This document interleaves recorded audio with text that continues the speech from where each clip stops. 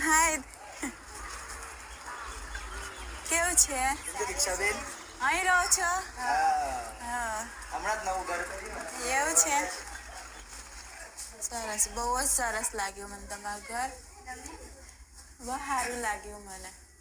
હા જો દીક્ષાબેન, એમાં સોફા કમ બેડ થઈ જાય. આ લીધું પછી અને આ છે ને બિલ્ડિંગ છે, હા એટલે આને છે ને આમ કરીએ ને પલંગ ના લેવો હોય ને તો આ ચાલે. બેડ પણ છે ને. 안녕하십니까 라온입니다. 포스트 휴먼이 몰려온다 제3부입니다. 3부에서는 요즘 사회적으로 문제가 되고 있는 저출산과 관련된 인공자궁에 대하여 이야기해 보고자 합니다. 1894년 2월 24일 밤 뉴욕의 이스트 26번가의 작은 상품점에서 인공자궁은 최초로 모습을 드러내었습니다. 의사이며 은둔 과학자였던 윌리엄 로빈슨이 갑작스러운 방문에 잠에서 깹니다. 잠을 깨운 것은 그 당시 광고 업계의 거물 클래런스 헤이트의 주치의였죠. 2009년 개봉한 다큐 구글 베이비는 새 대륙을 오가며 한 아이가 제작되는 과정을 담고 있다고 합니다. 이스라엘의 한 게이 남성이 미국의 난자 제공자에게 난자를 구입하고 자신이 정자와 체에 수정하고 그 냉동 배아를 들고서 인도의 대리모를 찾아 고용하여 출산하게 되어 딸을 얻는 내용이라고 하네요. 이 영화의 구글 베이비라는 단어는 글로벌 상업적 대리모 시장을 대표하는 단어가 되어버렸습니다. 아기를 갖고자 하는 사람은 누구나 구글 검색을 통하여 소망을 이룰 수 있게 된 것이죠. 이런 현실이 가능해진 것은 신재생산 기술 덕분입니다. 재생산은 제너레이션, 즉 세대의 재생산을 의미합니다. 임신과 출산에 개입하는 최첨단의 생명 기술을 뜻하는 것입니다. 신재생산 기술은 태아라는 새로운 주체를 만들어낸 것이죠. 태아는 생명을 가진 독립적인 인격체로서 인식되어야 한다는 것입니다.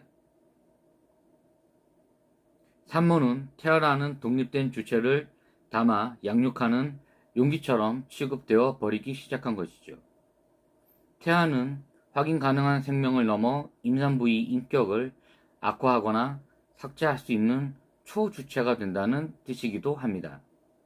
태아의 건강과 생명은 어머니의 몸보다 우선시되고 그것을 위협하는 어머니의 식습관이나 정서적 활동이 중요하게 여겨지기 시작한 것이죠. 임산부가 마시는 커피 한 잔도 죄책감을 느끼게 한다는 것입니다. 어머니의 자궁은 육체의 인큐베이터에 지나지 않게 되는 것이죠. 임신 기간 동안 어머니의 자궁은 신재생산 기술의 공적 감시를 받습니다.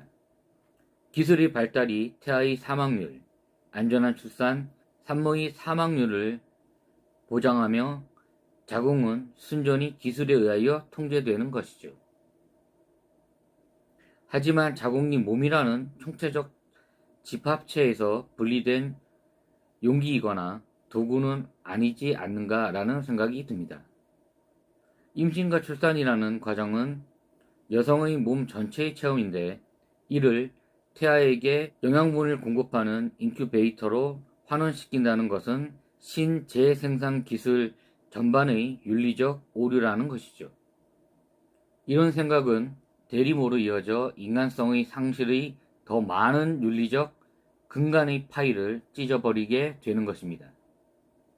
책에서 한국에는 아직 대리모 관련법이 없다고 합니다.